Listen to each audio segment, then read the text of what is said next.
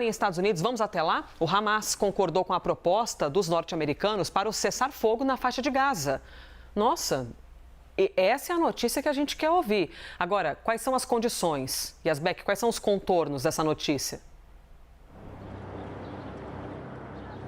Oi, Elisa, bom dia mais uma vez a todos que nos acompanham. Segundo informações de bastidores obtidas pela agência de notícias Reuters, uma fonte ligada aos palestinos disse que o Hamas concordou, então, com esse cessar-fogo que é intermediado pelos Estados Unidos e, mais especificamente, por Steve Witkoff, que é o enviado dos Estados Unidos para questões do Oriente Médio. Essa fonte disse que essa proposta inclui a libertação de 10 reféns israelenses detidos pelo Hamas em dois momentos, em dois grupos, em troca de um cessar-fogo de 70 dias e também uma retirada parcial das forças israelenses da faixa de Gaza.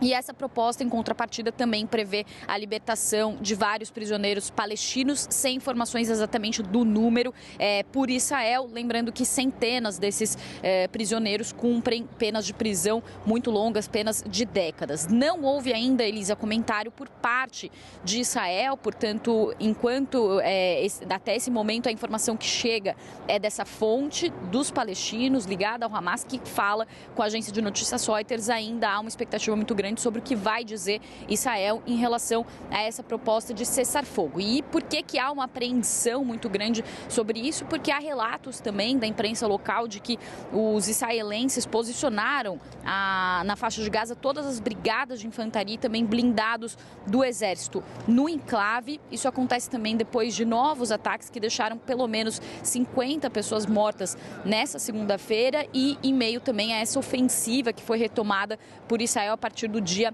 18 de março, depois daquele cessar-fogo que foi obtido no início do ano, também com a intermediação dos Estados Unidos. Segundo as autoridades palestinas, que são controladas pelo Hamas, 3.700 pessoas pelo menos foram mortas em Gaza desde quando Israel intensificou novamente essa ofensiva no enclave em 18 de março. Além disso, Elisa, também a gente vem falando ao longo dos últimos dias, houve aquela interrupção da entrada de ajuda humanitária na faixa de Gaza por 11 semanas, uma interrupção que foi suspensa na segunda-feira passada, Elisa. Priscila Yasbek, por favor, uma notícia que está no nosso site que a gente gostaria que você explicasse para a gente também, ainda sobre a faixa de Gaza.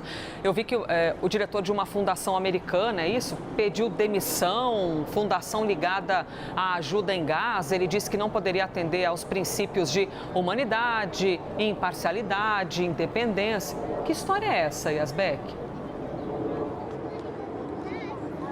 Pois é, Elis, isso também tem relação com essa suspensão da entrada de ajuda humanitária em Gaza, dessa ajuda que entra por intermédio da ONU e que Israel vem acusando a ONU e também outros parceiros de fornecer essa ajuda e dessa ajuda também ser desviada por membros e militantes do Hamas. Então, depois disso, o que se decidiu é que essa organização, que é uma organização apoiada pelos Estados Unidos, faria a Gaza Humanitarian Foundation, ela que passaria a fazer a entrega dessa ajuda humanitária a partir dessa segunda-feira. Mas aconteceu algo inesperado. Jake Wood, que é diretor executivo dessa fundação, pediu demissão nesse domingo e, segundo ele pediu demissão porque não podia aderir aos princípios humanitários de humanidade, neutralidade, imparcialidade e independência. E essa saída dele evidencia ainda mais a confusão criada em torno dessa nova agência que assumiria a entrega de ajuda humanitária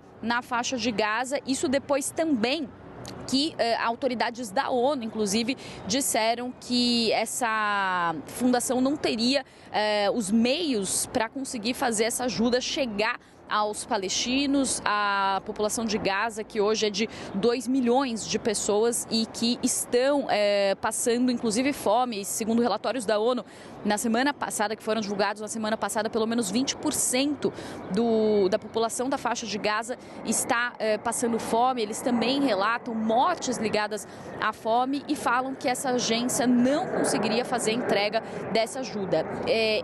Por que tem tanta reclamação e por que essa agência é alvo também da ONU? Porque, segundo Israel, essa agência ela faria ali um reconhecimento facial de cada uma das pessoas que receberia essa ajuda para identificar possivelmente militantes do Hamas que tentariam desviar essa ajuda. Então, uma confusão que se formou envolvendo essa nova agência, Elisa, e o que se tem nesse momento ainda é uma ajuda muito insuficiente. Algumas centenas de caminhões entraram no enclave na semana passada, mas só para finalizar, antes da guerra eram 500 caminhões que entravam na faixa de Gaza com ajuda por dia. Agora, na semana passada, por exemplo, até quinta-feira eram só 90 caminhões e, segundo a ONU, isso não é suficiente ou está muito aquém do que a população de Gaza necessitaria. Eu volto com você.